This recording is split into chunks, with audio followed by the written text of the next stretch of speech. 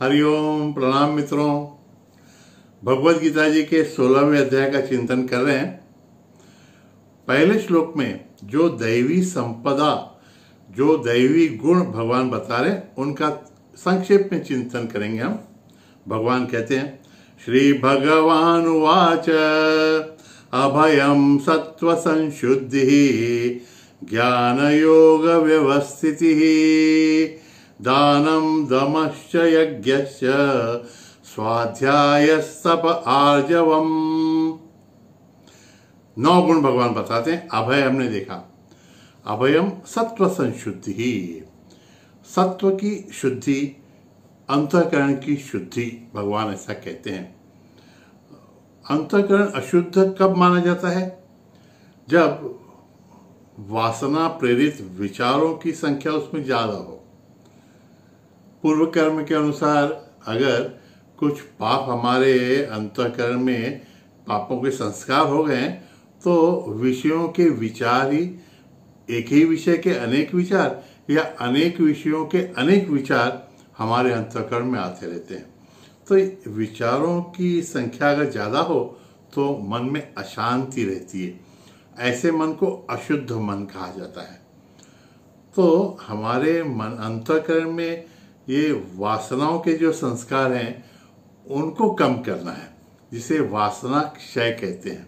और मित्रों, एक बात तो पता है, वासनाओं का उपभोग लेकर वासनाएं कम तो होती नहीं है, वो तो और बढ़ती हैं। जैसे आग में घी डालने पर और आग प्रज्वलित हो जाती है।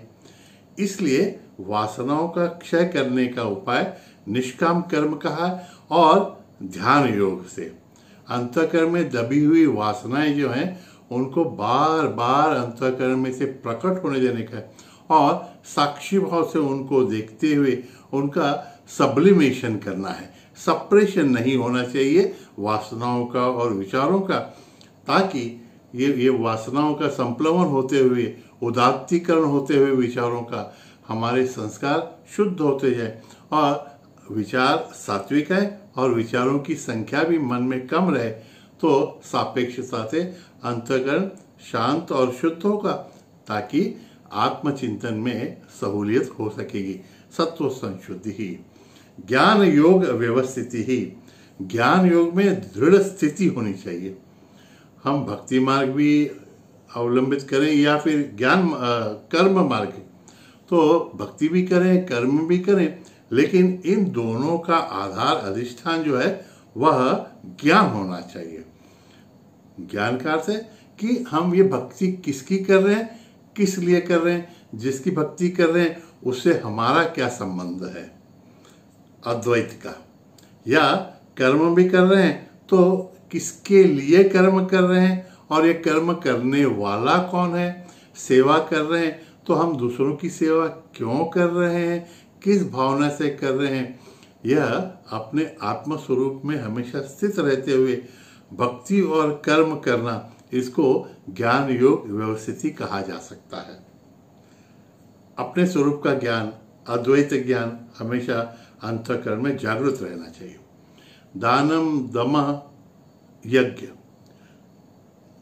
दान पता है हमको, लेकिन एक बात ध्यान में रखनी है, दान का एसेंस क्या है, मूल भाव क्या है कि हमारे पास जो कुछ भी सरप्लस है, हमारी आवश्यकता से जो कुछ भी ज़्यादा है, वह किसी आवश्यकता वाले व्यक्ति को, जो दुखी है, श्रांत है, उसके लिए देना, सद्भावना से देना, प्रेम से देना, आत्मीयता से देना, उसको आत्मस्वरूप मानकर देना, उसके दुख को दूर करने की भावना से देना, इसे दान कहते हैं। और दान में तो ऐसा कहते हैं कि एक हाथ ने दूसरे हाथ को दिया तो भी किसने किसको दिया इसका भी वर्णन नहीं आना चाहिए। अहंकार दान में नहीं बढ़ना चाहिए, या हम बहुत दान दे रहे हैं ऐसी प्रसिद्धि या कीर्ति भी हमारी हो, यह भावना भी नहीं होनी चाहिए। और हम तो कुछ ना कुछ हमेशा दूसरों को दे ही सकते हैं। भगवान ने हमको अवश्य ही कुछ न कुछ इतना दिया हुआ है जो शायद दूसरों के पास न हो। हमारे ज्ञानेश्वर महाराज तो वृक्षों का उदाहरण देते हैं। भगवान कहते हैं, ज्ञानेश्वर महाराज कहते हैं कि किसी को भी खाली हाथ वृक्ष उनके पास से नहीं जाने देते। अरे नीम का वृक्ष भी हो तो भी उसको अपने औषधिदार पत्तों को तो देता ही है, पत्र। पुष्प हो, फल हो, अच्छे अच्छे वृक्ष तो वो देते हैं, या पत्ते भी नहीं, फल भी नहीं, पुष्प भी नहीं, कुछ भी नहीं हो तो कम से कम वृक्ष पथिक को छांव तो देते हैं, उसके अंतःकरण को शांत करते हैं और उसका जो ताप है दूर करने का प्रयत्न करते हैं। देखिए कितना अच्छा उदाहरण है। दम माने इंद्रियों पर नियंत्रण। ये इंद्रिय जो हैं ये ऐसे राजमार्ग हैं जिनसे विषयों के विचार हमारे अंतःकरण में घुसते रहते हैं। पहले ही हमारे अंतःकरण में इतने संस्कार हो गए हैं कि विचारों का थमना ही मुश्किल हो जाता है, और अगर हम इन ऐसे विषयों के विचारों को अपने इंद्रियों से आने दें अंदर तो अंतःकरण में अशुद्धि और बढ़ जाएगी। इसलिए सभी इंद्रियों पर थोड़ा सा नियंत्रण रखना आवश्यक है, जिसे दम कहते हैं। तो आंखों से ज्यादा क्या देखना क्या नहीं देखना, इस पे नियंत्रण होना चाहिए। टीवी को तो आजकल कहते हैं, वो जो दूरदर्शन है उसको टीवी तो तामसिक वासना भी कहते हैं। आजकल मोबाइल की भी हम बहुत अच्छा उपकरण है, लेकिन उसकी भी एडिक्शन नहीं हो जाना चाहिए, उससे हमारा समय ज़्यादा बर्बाद नहीं होना चाहिए। आंखों से क्या देखना, इस पर विवेक होना चाहिए। कानों से क्या सुनना, नाक से भी किस प्रकार की गंध लेना।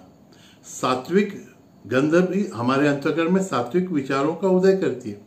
जैसे इत्र वगैरह हैं, ये तामसिक गंध भी हो सकती है। तो त्वचा से भी किसका स्पर्श करना, स्पर्श के बारे में भी नियंत्रण होना चाहिए। ऐसी वस्तुओं का स्पर्श हो जिससे सात्विकता हमारे अंतःकरण में बढ़े। आगे कहते हैं यज्ञ।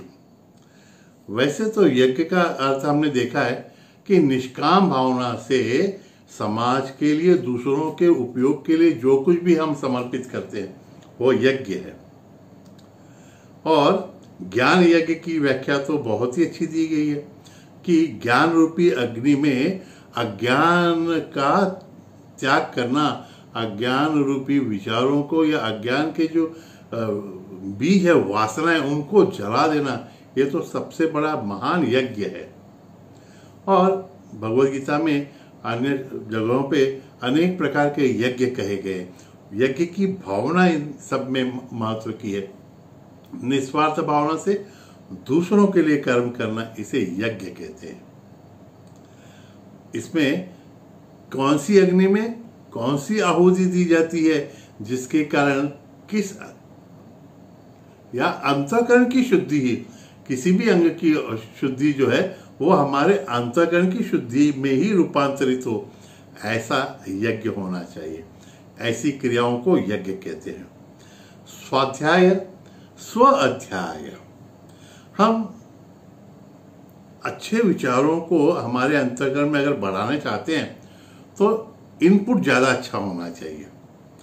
इसका अर्थ सिर्फ श्रवण ही नहीं, लेकिन मूल ग्रंथों का जो अद्वैत का प्रचार करते हैं, अद्वैत की सलाह देते हैं, ऐसे ग्रंथों का पठन पाठन नित्य स्वरूप में होना चाहिए। और उन पर का चिंतन जो हम करते हैं, चिंतन करके वो हमारे विचारों को अच्छी तरह से लिख कर रखना, ये भी बहुत अच्छी आदत स्वाध्याय में होती है। हमने जो कुछ भी पढ़ा है उसे आत्मसात करना है, इसके लिए चिंतन करना है, और इस जो पढ़ा है उसका हमने क्या आकलन किया है यह जानना, इसे स्वाध्याय कहते हैं। तप, अगर दम ये इंद्रियों के स्तर पर है तो तप आजकल के इस युग में तप को मन के स्तर पर मानना ठीक होगा। मन की जो कुछ भी इच्छा है, नैसर्गिक वासनाएं, वो मन को न करने की ओर प्रवृत्त करना ही तप है। आजकल के काल में तो यही तप है। जो कुछ भी आपको निसर्गता करने की इच्छा होती है, जिससे हम विषयों की ओर बढ़ते हैं, आत्मस्वरूप से दूर जाने की प्रवृत्ति हमारे बढ़ती है, उनको करने से मन को रोक लेना यही तप है। नहीं तो शरीर के स्तर पर पुराने प्राचीन काल में जो तपस्वी हो गए हैं उनकी तरह तप करने की आवश्यकता आजकल तो वैसा हो भी नहीं सकता और उतनी आवश्यकता भी नहीं है। शारीरिक तप में भी थोड़ा सा विवेक होना चाहिए। अनावश्यकता से शरीर को इतना कष्ट देना कि साधना भी हमारी अच्छी तरह से न हो सके, यह भी योग्य नहीं है तप। और अंतिम जो इस गुण इसमें बताया वो आर्जवम। आर्जवम माने मन की सरलता, हम जैसे हैं वैसे स्वयं को प्रोजेक्ट करना। इसी से अर्जुन शब्द रुजुता, इसमें छक्के पंजे नहीं। बहुत अच्छी तरह से इसकी व्याख्या करनी हो तो हम कह सकते हैं कि जैसे हमारे विचार हैं मन में, वैसे ही वाणी में उच्चार हो और वैसे ही शरीर के स्तर पर आचार हो। विचार, उच्चार और आचार, इनमें हार्मनी, समन्वय होना, यह आर्जवता का लक्षण है, आर्जवम। और भगवान को भी अर्जुन का यही गुण, सरलता ही शायद भा गया होगा, जिसके कारण सभी पांडवों में से भगवान ने अर्जुन को ही भगवत गीता का उपदेश देने के लिए सुयोग्य समझा। भगवत गीता के आरंभ में ही हम देख लेते हैं महाभारत के युद्ध में कि अर्जुन की जो स्थिति हो गई थी, उसने किसी भी प्रकार का कारण या एक्सक्यूज देने का प्रयत्न नहीं किया। उसके अंतःकरण में जो विचार आ रहे थे, जो आंदोलन चल रहे थे, उनको स्पष्टता से भगवान के सामने प्रकट करते हुए उन्होंने भगवान के चरण पकड़ लिए, कहा कि भगवान तुम्हारे सिवा मैं मेरी इस मनस्थिति से बाहर नहीं निकल सकूंगा। मैंने अब मेरी लिमिटेशंस, मेरी क्षमता और मेरी युद्ध कला और जो मेरा योद्धा करके जो मेरी प्रसिद्धि है, उसकी मर्यादाएं मैं जान गया हूँ और मैं समझ गया हूँ कि ये सब मैं मेरे बलबूते पर प्राप्त नहीं कर सका था। इन सब में भगवान की कृपा, सदगुरु की कृपा अवश्य ही रही होगी। इसलिए हे भगवान श्री कृष्ण, मैं तुम्हें अब गुरु मानता हूं, तुम ही मुझे उपदेश करो। भगवान को ऐसी बात भी अच्छी लगती है, एकदम सरलता से, सच्चे अंतःकरण से भगवान को शरण जाना, शरणागति, यही तो भगवान चाहते हैं। लेकिन पहले हम हमारी वासनाओं को, हमारी दुर्बलताओं को दूर करने का प्रयत्न अवश्य करें।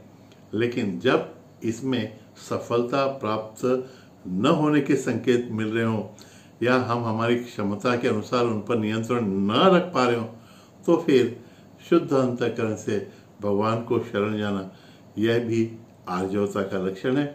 ये साधक में आ जाए तो भगवान की कृपा होने में विलंब नहीं लग सकता।